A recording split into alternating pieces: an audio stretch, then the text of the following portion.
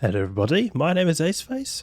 In this video I wanted to show you guys not a Gearler, but a Vagabond for T3 sites. My good friend here, Ibayd, he's been very generous. He's been gifting me some ships, and he actually gave me one of these Vagabonds. The point he wanted to make is that this Vagabond could be a good ship for T3s. Now T3s are not like the most profitable filaments you can do in the Abyss. It is a little bit of like a lower tier filament, not the most profitable ones. But the thing is, the Vagabond can be fitted very cheaply to be able to do these very consistently. You can see here, this is the fit here, 230 million ISK, pretty cheap. Using a large shield booster too, basic stuff here.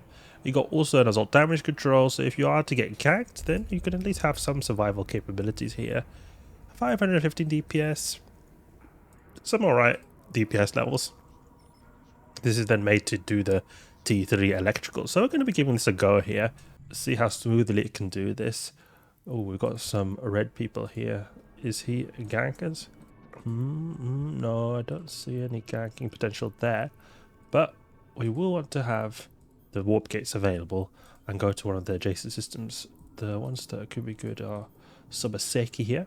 Republic Fleet EMP is now an addition I like to often start off with because it's got pretty good application range and also is the optimal damage type for the electrical abyss.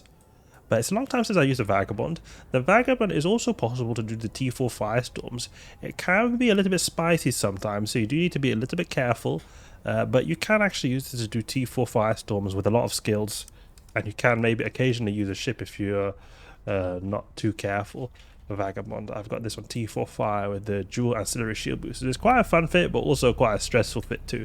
This is supposed to be a bit more smooth, a bit more stress-free and just going and just chilling and through them, but we'll see how it goes. The Vagabond, a great thing about the Vagabond is that it's got pretty good speed as well, so we're going to be able to get close to the targets pretty quickly. It's also got pretty good tracking. These autocannons have, just by default, pretty good tracking compared to other types of weapon types. Usually it's going to be a bit better than other types of medium weapons. So we don't have any web here. The idea is that we're just going to get in the proper range and then just wreck people. See, 930 meters a second. That's pretty quick for a cruiser. The Devoter, or the not Devoter, the heavy interdictor of the Armada is really slow. It goes like 500 meters a second with an afterburn on. All right, let's give this a go. Let's see how well Ibayd's fit goes. All right, what have we got here? Triglavins. Go to the applied active cache here. Afterburner on. And we are really cap stable in the electrical abyss, so could even possibly go like an extra large shield booster even. 50 gigajoule a second is way overkill for the electrics. Maybe go for extra large. The problem is the fitting, is that's why we can't do the extra large here. Let's see now. See how good this goes. Assault damage control is really nice because we're just able to become semi-invulnerable for a limited amount of time. Okay, tracking is not going super well. Might have to pull a little bit of range here. Let's see. Oh, it's the Redivers, I think, that are causing problems here. We can use one. The missile is nice because we can use it then for the applied active cache here. Good. Open this up. Get that. Great. And we'll try going for the Rediver. What is our range here? 1 kilometer optimal. Then you've got 26 fall off, so you can still hit out quite far. But the closer the better, so you just ideally want to probably put the keep at range maybe at like 5,000 here, maybe even less, maybe 3,500, so you can just keep at range but not completely get too close, but just so you can keep up that transversal all the time. Since we've got good speed, we should be able to catch most NPCs. There we go. Do we have the Mjolnir Rage? Yeah, we could use that. Just some extra complementary DPS. That's a good thing about the Vaga, is that if you are able to, you can fit that extra slot here for a slight amount of extra DPS. It's 48 DPS, it's still significant. I know we don't want to forget the Acolytes here. We've got Imperial Navy Acolytes. The downside about the Imperial Navies is that they are a little bit expensive, but a good thing about them is that they are a lot high in the HP compared to other the Tech 2 ones. So it is quite good to have the Imperial Navies because when you've got 5 unbonus light drills like well, what I mean by unbonus is that they don't have any like inherent bonuses to HP like the Gila does. The Gila has a inherent bonus so that the drones have more HP than they otherwise would have. But we've got unbonus, so no bonuses, and then these are light drills, so they've got really low amounts of HP. So they're easily able to be taken out. That's why often you'll see when they're doing the T0 to T6 Abyss series in the Zealot, I will often be losing those Tech 2 Acolytes. But they do more damage, and they are cheaper. So there are ups and downs to using the faction or the Kaldari or the Imperial Navy ones versus the Tech 2s. I'm a little bit ill, so that is why my voice might not sound like it usually does. But I'm becoming better, gradually better. Felt a lot worse yesterday. Okay, let's go in. I love the Vagabond speed, that's really great. What is the range on this missile? 17 kilometers. Oh, that's pretty short for missiles. I guess no missile bonuses at all. Then you've got the heavy assaults combined with the rage. They are all short forms of missiles. Get those drones on the case. Just wreck the FE Altis on the way here. Get the drones on these Lucid Deep Watchers. Seems like we always need to use 2 missile volleys to be able to take out the bioactive caches. It would be nice if we were able to one-shot it. I think I could be mistaken, but I do believe heavy missiles, not heavy assaults, but heavy missiles, the longer range variants, they have big alpha. They have lower DPS than the heavy assaults, but they have bigger single hit, because that'll enable you to just one-shot it. Because I do remember that the Gila, I have used heavy missiles 1 slot, and I was able to one-shot these caches. But the thing is, it could also perhaps be because the Gila has bonuses to the missiles. We can check here. Check here. The volley is 214 EM damage.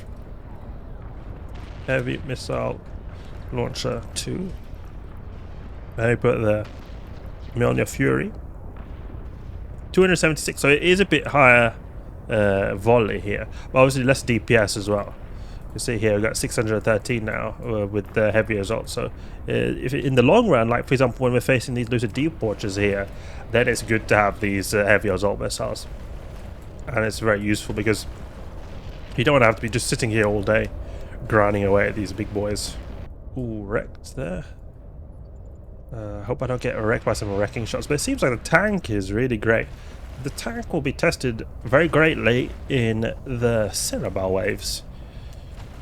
Let's see where the resist. No, actually, the resist is very strong in the EM department, so that shouldn't be an issue. Cinnabars usually are very tough on the EM and explosive resist, but this ship has very good natural EM resist, so it should be alright actually.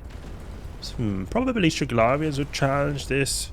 We've got but the thermal is also really good. The resists on the Vagabond are excellent for the Abyss actually, because in the Abyss you want to have ideally a lot of thermal. Thermal is the biggest and most common damage type in the Abyss, but it's also very favourable to have some EM and explosive for the Cinnabar waves, because they can hurt a lot if they're able to apply to you. You can't like speed tank them at all, so you just have to expect to be able to brute force tank them.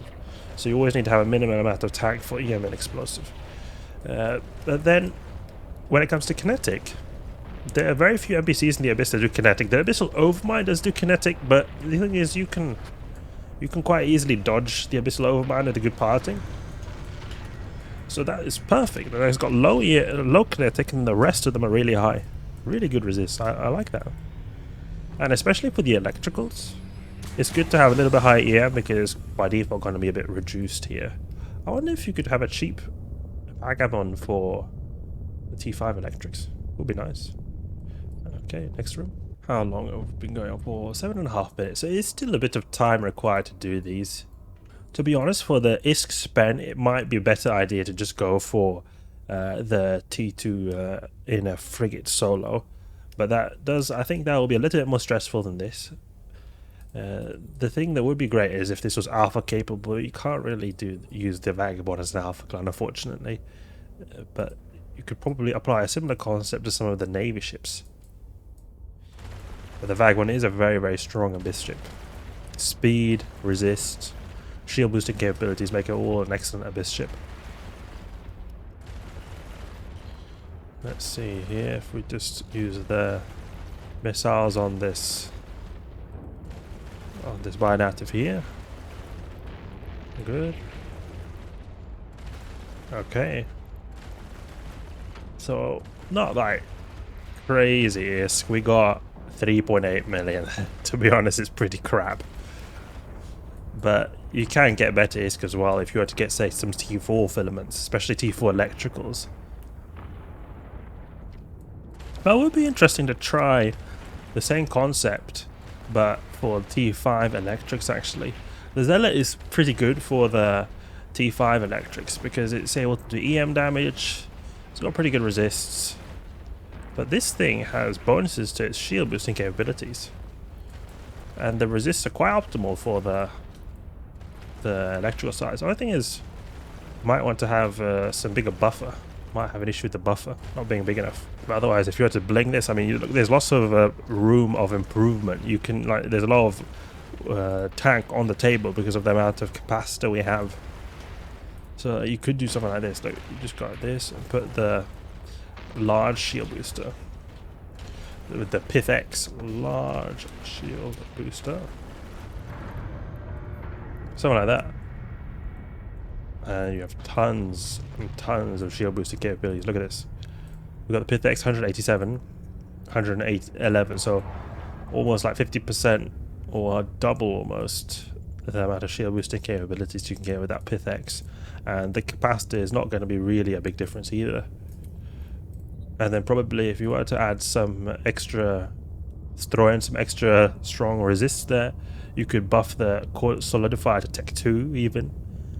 Then maybe it could be a potential T5 ship actually. It would be nice to test it out, to be honest. Unfortunate thing is now we don't have to test serve anymore, so I can't test things easily. I've given away all my stuff as well. So we're going to have to save up for it. But like right now in EVE, I am saving up for this Paladin to be able to do true Larvae hunting. And then we'll see what will happen afterwards, but I'm probably going to get a T6 Keeler and maybe even a Golem as well, like we had before.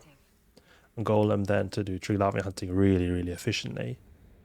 That is something definitely I'm considering to get. And then when we get the really good flow of ISK, then we'll be able to afford to have all these test ships, etc. We'll definitely be able to afford that kind of stuff. Okay, but it seems like this T3 site went really well, really easily. Our tank wasn't challenged at all. We could have encountered potentially stronger waves as well, but I thought it was a breeze. Didn't really have to think too much. Probably this could actually do T4, to be honest. I wonder if it could do T4. I mean, there probably would be a certain amount of tank required for T4. The DPS, I think we would be able to take on T4. It's an interesting question. Would we be able to do T4? I think it might be challenging sometimes in the tank department. That could be an issue. It could be an issue in the tank. We can see how much raw tank does this have. So with the resist on, we had like 79 EM in there. We can just say 78 for the sake of it. I want to see how much resist we have. Plus 74, plus 68, plus 61, divided by 4. So our average resist is 70%. That would mean then 111 divided by 0.3.